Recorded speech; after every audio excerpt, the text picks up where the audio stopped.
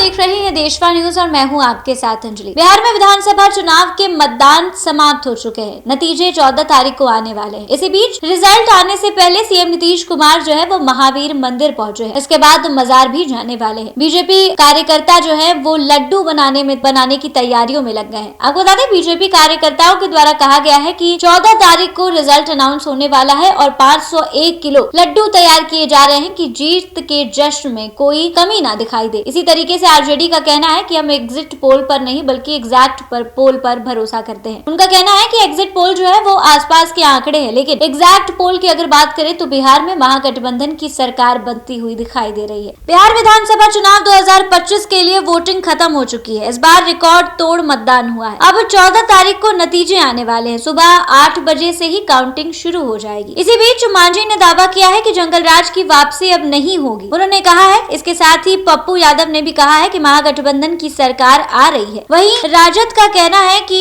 Exit poll भ्रमित करता है, इस पर भरोसा नहीं किया जा सकता। बुधवार को सीएम नीतीश कुमार जो है रूटीन चेकअप के लिए निकले और उसके बाद से वह महावीर मंदिर गए। महावीर मंदिर के बाद कहना था कि वो मजार भी जाए। 14 नवंबर को बिहार विधानसभा चुनाव का रिजल्ट आना है और उससे पहले बीजेपी कार्यकर्ता जो है वो जश्न की तैयारियों में लग गए हैं। बीजेपी कार्यकर्ता जो है वो लड्डू बनवाने में लग गए हैं। बीजेपी कार्यकर्ता जो है 501 किलो लड्डू तैयार करवा रहे हैं कि एनडीए की जीत में कोई किसी भी तरीके की कोई कमी ना हो। अभी से तैयारी की जा रही है। आज से ठीक 3 दिनों बाद जो है 14 तारीख को रिजल्ट्स अनाउंस हो जाएंगे और जिस पार्टियों ने तो बहुत मेहनत की है, लेकिन उस पार्टी के लिए काफी खुशखबरी की बात होगी अगर उनकी सरकार बनती है तो। और इसी बीच जो है आरजेडी का कहना है कि हम एग्जिट पोल पर नहीं बल्कि एग्जैक्ट पोल पर भरोसा करते हैं। दोनों पार्टियां जो है अपनी जीत की तैयारियों में लगी हुई है। इसी बीच वोटिंग के बाद केंद्रीय मंत्री जीतन राम मांझी ने एक्स पर पोस्ट कर लिखा है कि सिक्सर में 6 गोली होती है और हमारे 6 उम्मीदवार सिक्सर से उसी कारतूस जैसे है जो किसी भी कीमत पर बिहार में जंगल राज वापस नहीं आने देंगे। चुनाव के बाद तुरंत जीतन राम मांझी ने ये ट्वीट कर लिखा है कि सिक्सर में 6 गोली होती है, हमारे 6 उम्मीदवार और बिहार में हमारे 6 उम्मीदवार जो है वो जंगल राज वापस नहीं आने देंगे। इसके साथ ही 6 जो गोलियां होती है उनकी विश्लेषक करते भी जीतन राम मांझी दिखाई दे रहे हैं। उन्होंने कहा है कि पहली गोली जंगल राज पर, दूसरी गोली भय और पक्षपात पर, तीसरी गोली भ्रष्टाचार पर, चौथी गोली दलित अत्याचारों पर, 5वीं गोली अपराध पर, छठी गोली नफरत और अंधेरे पर। बिहार में विकास के लिए एनडीए तय। आप ये पोस्ट देख सकते हैं जिसमें जीतन राम मांझी ये दावा करते हुए दिखाई दे रहे हैं कि इस बार होगी तो एनडीए सरकार और नीतीश कुमार एक बार फिर से मुख्यमंत्री पद की शपथ लेते हुए नजर आएंगे। फिलहाल आपको बता दें कि लोगों में क्रेज तेजस्वी यादव को लेकर भी है। एग्जिट पोल की अगर बात करें तो बीजेपी जो है वो सबसे बड़ी पार्टी बनकर उभरती हुई नजर आ रही है। फिलहाल ऐसा देखा गया था कि चिराग पासवान जो है वो अलग चुनाव लड़ रहे थे, इस वजह से नीतीश कुमार की पार्टी जदयू जो है वो तीसरे नंबर पर आई थी, लेकिन इस बार चिराग पासवान जो है वो साथ में है। तो इस बार देखा जा रहा है जैसे एग्जिट पोल सामने आए उसके मुताबिक अगर देखा जाए तो बीजेपी जो है वो सबसे बड़ी पार्टी बनकर उभरती हुई नजर आ रही है। इस बीच कार्यकर्ताओं में अपनी अपनी जीत को लेकर होड़ मची हुई है। सबकी नजरें 14 तारीख पर टिकी हुई है कि आखिर मुख्यमंत्री बिहार का कौन बनेगा, कौन शपथ लेता हुआ दिखाई देगा। इसके बाद आपको बता दें तेजस्वी यादव की जो बहन है रोहिणी आचार्य, उन्होंने तो पहले से इन्विटेशन दे दिया है। मीडिया कर्मियों के माध्यम से उन्होंने सबको इनवाइट किया है कि मेरा भाई तेजस्वी यादव इस बार मुख्यमंत्री पद की शपथ लेगा। तो किसकी सरकार बनेगी, ये तो काफी इंटरेस्टिंग सवाल है और ये जो चीज है ये देखने को तो 14 नवंबर को मिलेगी। फिलहाल इस खबर में बस इतना ही। ऐसी तमाम खबरों के लिए हमारे साथ बने रहें देशवा न्यूज।